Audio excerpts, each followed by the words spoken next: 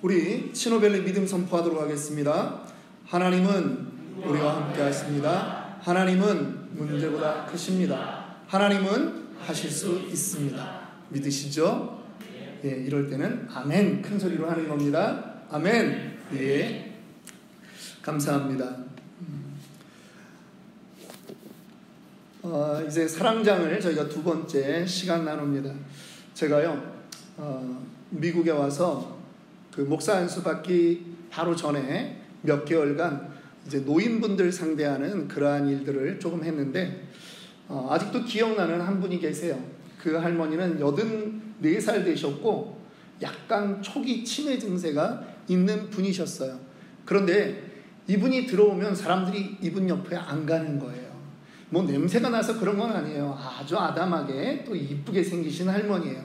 그런데 이분이 자꾸 저에게도 말을 겁니다. 자기가 경주김씨 아주 부잣집에 시집을 갔어요. 그러면서 시작을 하는데 가보니까 이 집이 만석군 집안이라는 거예요. 만석군 아세요?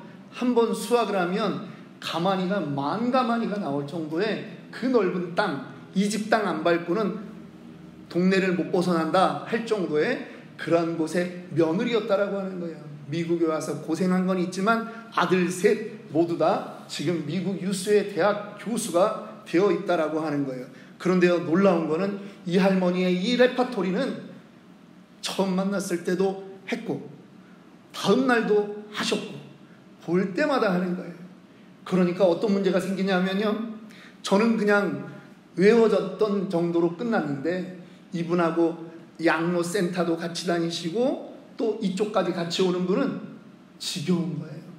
그래서 이분이 자랑만 하면 옆에서 딴 사람이 얘기해요. 야, 만석군 며느리 안 된 사람, 그 사람들이 여러분 제가 그냥 그분들 언어로 그대로 하겠습니다. 만석군 며느리 아닌 년은 명함도 못 내밀겠네. 아들 교수 못 만든 년은 이런 데도 못 나오겠네. 막 할머니들이 그러시는 거예요. 자랑을 했는데요, 옆에 사람들이 투덜투덜하는 거예요.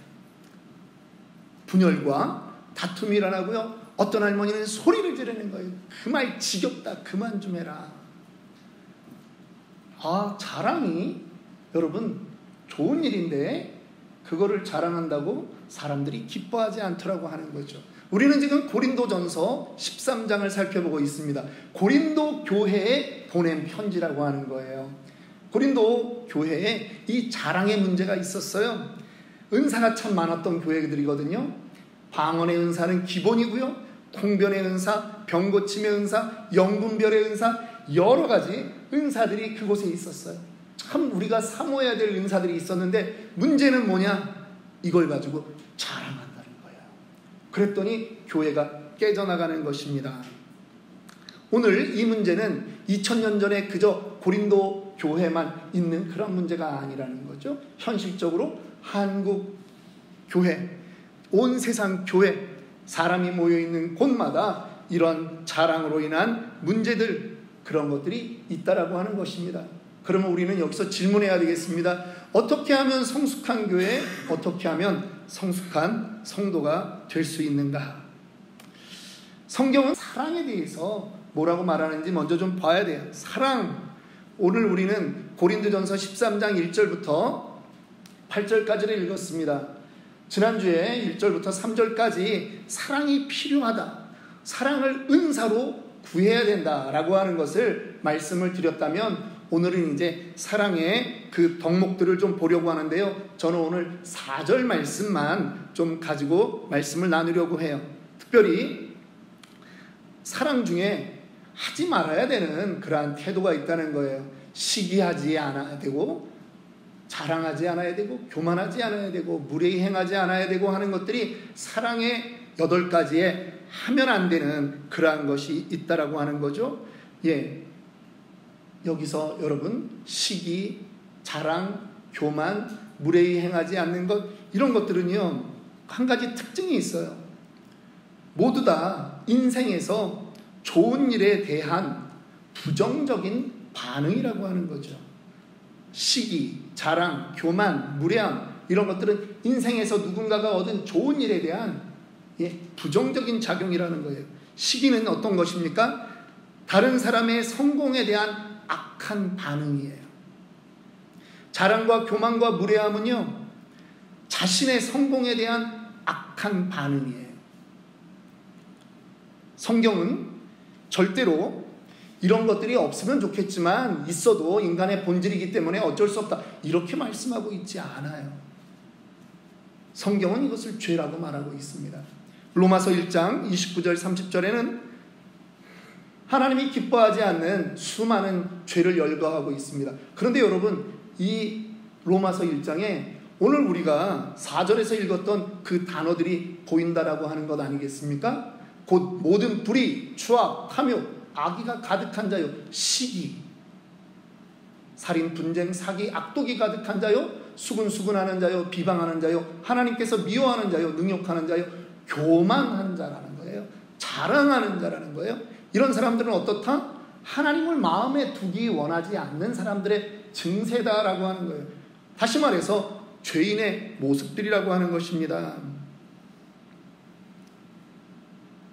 저는 오늘 4절에서 말하는 시기, 자랑, 교만, 무례함, 이런 것들 가운데 특별히 자랑하지 않는다라고 하는 것을 가지고서 여러분들과 말씀을 나누려고 해요. 우리 4절부터 나오는 이 사랑에 대한 덕목, 예를 들면 사랑은 오래 참고 사랑은 온유하며, 이러한 모든 말이 15개가 나옵니다. 그런데 여러분, 이 15개의 단어들을 우리 한글 성경에서 보면 그냥 형용사처럼 느껴질 수 있지만 실제로 원어에서 보면은 이것은 동사라고 하는 거예요. 그래서 사랑은 동사입니다, 혹은 사랑은 액션입니다, 이런 표현이 원어적으로 봤을 때 딱 맞는 것이죠. 사랑은요, 단순히 감정이 아니에요. 필링이 아니라 사랑은 행동이라고 하는 거예요. 오늘 자랑이라고 하는 것을 선택했던 이유가 있습니다. 교회에서 생길 수 있는 부분이기 때문에 그래요. 자랑하는 사람도 보일 수 있고 자랑하는 말도 우리는 들을 수 있기 때문에 저는 이 자랑이라고 하는 것, 누구나 확인할 수 있는 그 문제를 가지고 나누려고 하는 것입니다. 한번 찾아봤어요. 성경에서 자랑이라고 하는 단어가 몇 번이나 나올까? 여러분, 몇 번 나오는 줄 아십니까? 정확하게 한글 성경에서 자랑이라고 하는 말이 104번 나오더라고요. 그런데 무려 고린도 전서와 후서에 32번 이상 나옵니다.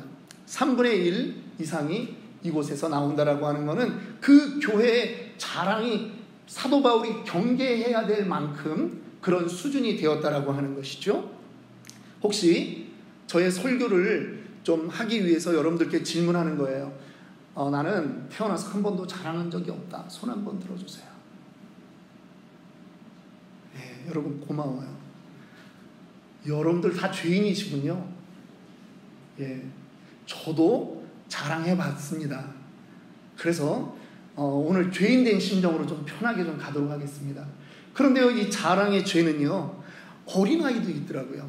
우리 교회에서 말을 그래도 잘 구사하는 우리 루디아가 이제 다음 달이면 3살 되나요?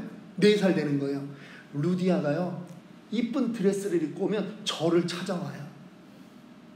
그래서 여기 앉아있으면 허벅지를 쳐요. 그게 가만히 있어요. 그냥 이쁘구나 그러면 너무 좋아요. 지지난주에는 와가지고 신발을 보여주는 거예요. 무슨 신발인지 제가 몰랐어요. 근데 지가 이렇게 밟는 거야. 그러니까 신발에서 반짝반짝 불이 나는 거예요. 그래, 이것 때문에 얘가 왔구나, 자랑하려고 왔구나. 아이들도 그래요. 그런데 아이들의 그냥 그런 자랑 정도라면 그냥 우리는 즐겁게 볼 수 있는 거예요. 그런데요, 자랑의 특징이 있어요. 어른들이 하는 그 자랑의 특징이 뭔지 아십니까? 공동체를 분열시킨다라고 하는 거예요. 아이들의 자랑 가지고 우리가 말하는 게 아니에요. 어른들이 안 해도 되는 자랑을 하는 것 때문에 공동체가 분열되는 거예요. 자랑하는 사람 옆에 아무도 있기를 원하지 않아요. 설교를 준비하면서 옛날 생각이 났습니다. 어느 한국의 목사님 일이었습니다. 미국 동부에 목사님 큰딸과 사위가 주재원으로 그렇게 파견을 나가게 된 거예요. 그래서 그해 여름에 처음으로 해외여행을 나갔는데 따님이 있는 미국 동부로 갔습니다. 그런데 이게 웬일입니까? 사실 따님은 음악을 전공했거든요. 그런데 더 이상 진학은 하지 않았지만 남편이 대기업의 주재원이 되었기 때문에 그곳에 가 있는 거예요. 여러분, 일반 사업자와 또 주재원의 생활은 또 다르잖아요. 그런데 그곳에 가보니까 주재원들이 너무 좋은 거예요. 그런데 자기도 옛날에 음악 전공을 했기 때문에 그 후배들, 또 거기서 만난 사람들, 교회에서 만난 그 음악 전공하는 청년들을 매주 주말마다 집에 불러서 고기를 사주고 하는 거예요. 너무 아름다운 장면이잖아요. 한 달을 여행을 하고 집에 한국에 돌아왔습니다. 근데 이분이 설교를 하시면 미국은 정말 여러분 날씨가 좋습니다. 이렇게 시작했다가 미국 자랑으로 가는 거예요. 아니, 성도들은 이해할 수 있어요. 처음 해외여행을 가셨으니까. 그러면서 첫 번째 주도 따님 이야기가 나왔어요. 두 번째 주도 따님 이야기가 나왔어요. 거기까지는 사람들이 아멘까지 했어요.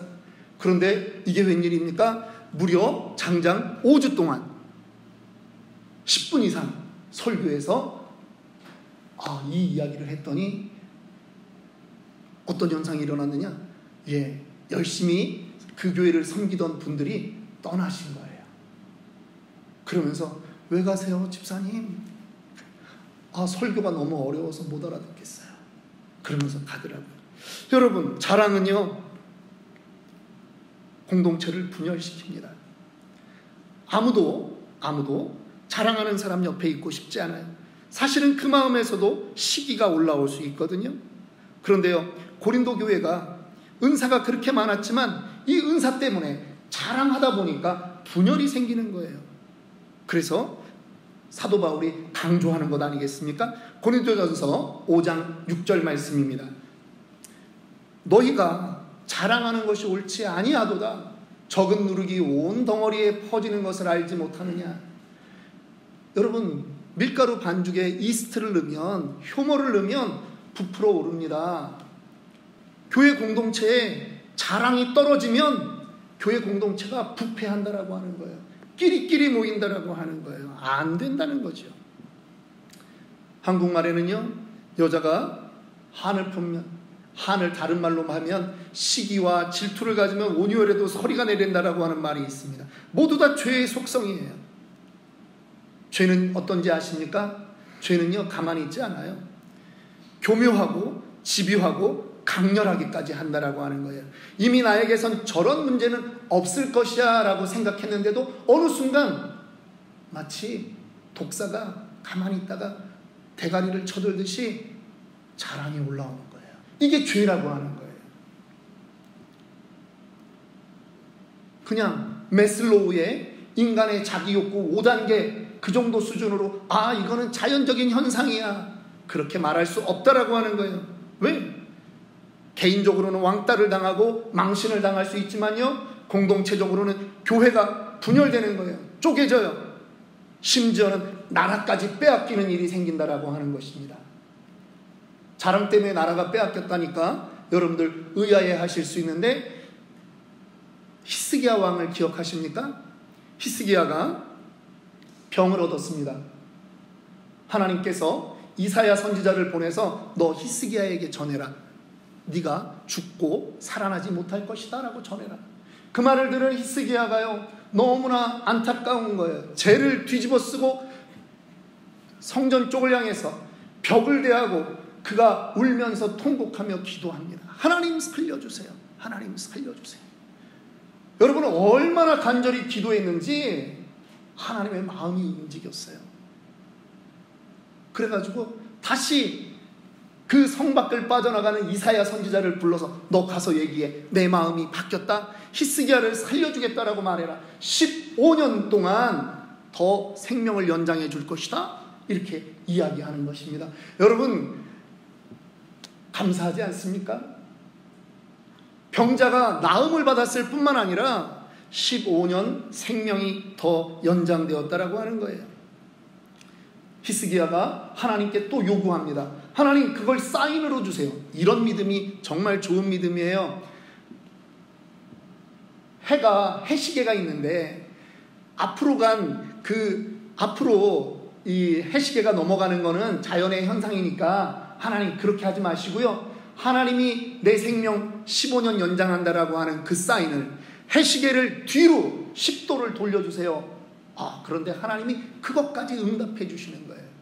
여러분, 너무나 대단한 일이 벌어졌습니다. 그런데 이웃나라에서 그때 강대국으로 이미 서 있던 바벨론에서 히스기야가 병 걸렸다는 얘기를 듣고 사신단을 파견한 거예요. 위로의 조문을 보낸 거예요. 그런데 히스기야에게 왔을 때 이미 히스기야는 다 나왔습니다. 그래서 감사하다. 아마 이렇게 얘기했겠죠. 만군의 하나님이신 우리 하나님께서 나를 고쳐주셨다. 여러분 충분히 이렇게 얘기했을 것 아니겠습니까?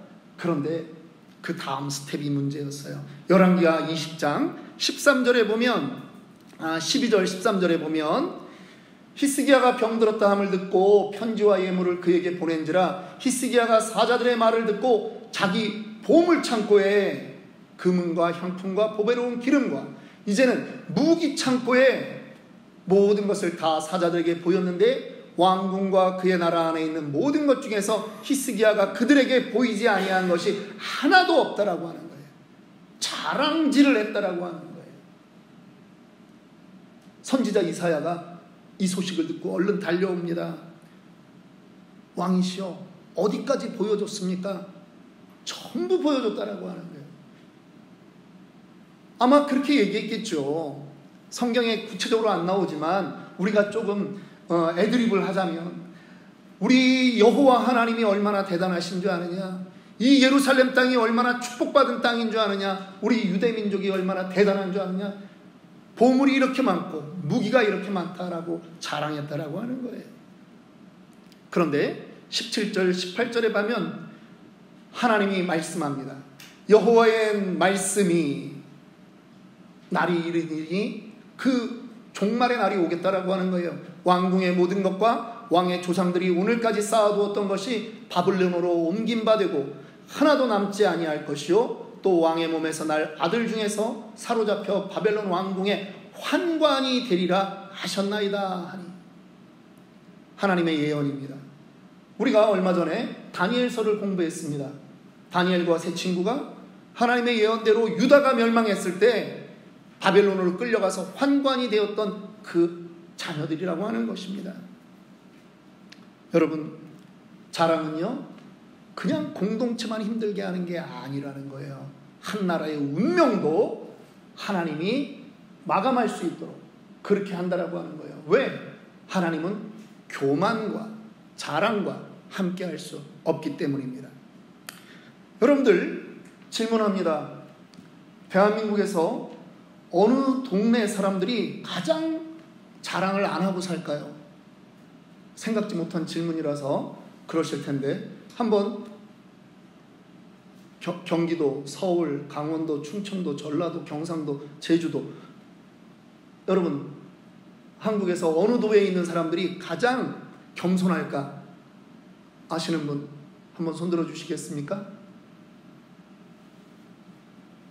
네. 서울 사람? 왜?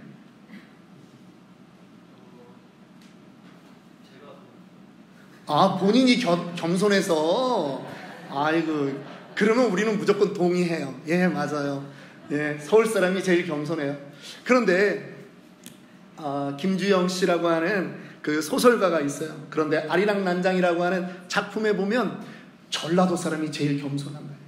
전라도 사람들은요 이런 말이 있어요. 전라도 분들 자부심을 가져도 됩니다. 순천 가서 인물 자랑하지 말고, 여수 가서 돈 자랑하지 말고, 벌교 가서 주먹 자랑 말고, 진도 가서 글씨 자랑, 강진 가서 양반 자랑, 고흥 가서 노래 자랑하지 말라는 그런 말이 나오더라고요.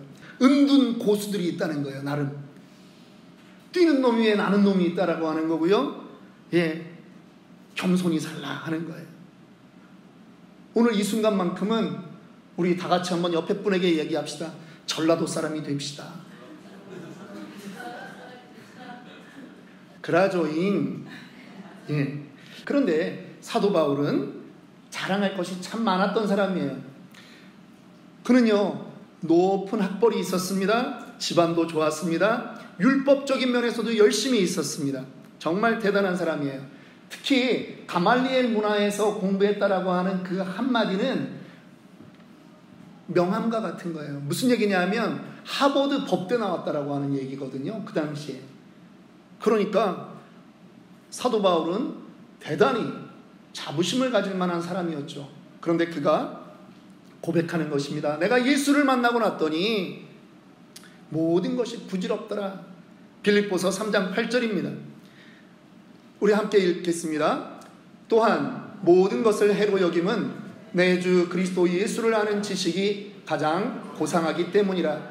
내가 그를 위하여 모든 것을 잃어버리고 배설물로 여김은 그리스도를 얻기 위한 것이라는 거예요. 가장 존귀하신 예수님을 만났더니 이전의 개념이 다 바뀐 거죠.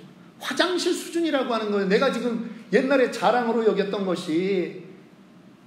그러니까 이 개념을 가지고 있는 사도 바울에게 고린도 교인들이 지금 서로 자랑질을 하고 있다, 그렇게 말하는 거는 마치 배설물 자랑하는 거랑 똑같다라고 하는 거죠. 무슨 얘기예요? 오늘 나는 BDO인지 좀 속된 표현을 쓰더라도 이해하십시오. 배설물이니까 나는 오늘 큰 똥 쌌다, 이런 얘기라는 거예요. 그러니까 너희 그런 거 하나님 앞에서 하면 안 된다라고 하는 거예요. 아마 우리 한국 사람들은 이 바울의 복음을 듣기 전에도 이미 그 마음이 있었던 것 같아요. 그래서 한국 사람들은 자랑하는 사람들 옆에서 이 배설물을 소재로 해서 한 멘트를 전하지 않습니까? 누군가가 자랑하는 사람에게 뭐라 그래요? 그렇죠. 저는 안 했어요. 우리 김 집사님이 얘기하셨어요. 니 똥 굽다. 한국 사람들은 이 빌립보서의 내용을 이미 다 몸으로 알고 있었던 사람들이에요. 네가 자랑하는 거 결국 똥 자랑밖에 안 된다라고 하는 거예요. 사도 요한도 말합니다. 사랑의 사도예요. 자랑은 모든 것이 약한 거라고 말하는 겁니다. 사도 요한이 기록했던 요한 1서 2장 16절의 말씀입니다. 많이 인용했었는데요. 너희가 하는 그 자랑이라고 하는 것, 그것은 세상에 있는 그 육신의 정욕과 안목의 정욕과 이생의 자랑뿐이다. 그거는 하나님으로부터 온 게 아니야. 죄라는 말이죠. 자, 이제 말씀을 정리하는 차원으로 넘어가서 처음에 제기했던 그 문제로 다시 봅니다. 우리 공동체 안에서 이 자랑의 문제, 분열의 문제 어떻게 처리하면 좋겠냐라고 하는 거예요. 여러분, 누군가가 자랑하면 첫 번째, 여러분 들어주셔야 됩니다. 성숙한 공동체는요, 용납해야 돼요. 들어주셔요. 묵묵히 들어주세요. 때로는 입이 근질근질한 사람이 있을 수도 있어요. 들어주셔야 돼요. 아, 이분이 이런 부분에서 약하구나, 인정해 주셔야 돼요. 때로는 듣고 축하할 일은 축하하고 격려할 일은 격려해 주셔야 돼요. 사실 지난주에 졸업식장을 다녀오면서 제가 이제 시간이 되면 계속 우리 자녀들 졸업식에는 꼭 가는데, 부모라면 정말 입이 근질근질 하겠다. 입이 근질근질 하시죠? 성숙했어. 우리 김 집사님, 진 집사님 막 입이 근질근질 하지 않으세요? 그래, 막 가만히 있잖아요. 이제 끄떡끄떡 하잖아요. 아니, 우리 예서도 아주 우수한 성적으로 졸업을 했어요. 우리 예찬이요, 여러분, 학교 수학 선생님, 수학 왕으로 뽑혔어요. 제가 이미 카톡에 올렸잖아요.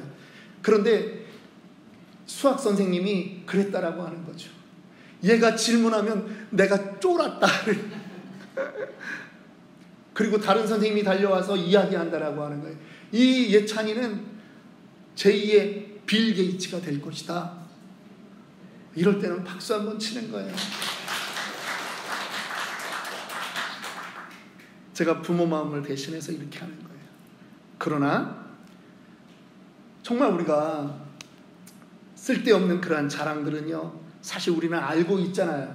아이들이 바닷가에서 모래성을 쌓는 것과 똑같은 거라는 것을, 심판날에 남아있을 게 없다라고 하는 걸 우리 알잖아요.